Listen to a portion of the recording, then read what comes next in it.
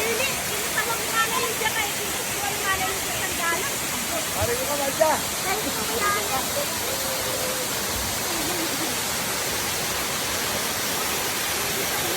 Kakarin nila, maganda nga yung dito.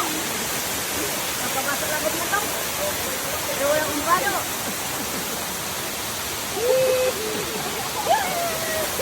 Kaway, kaway! Mga girls! Mga pusay girls! Kaway, kaway!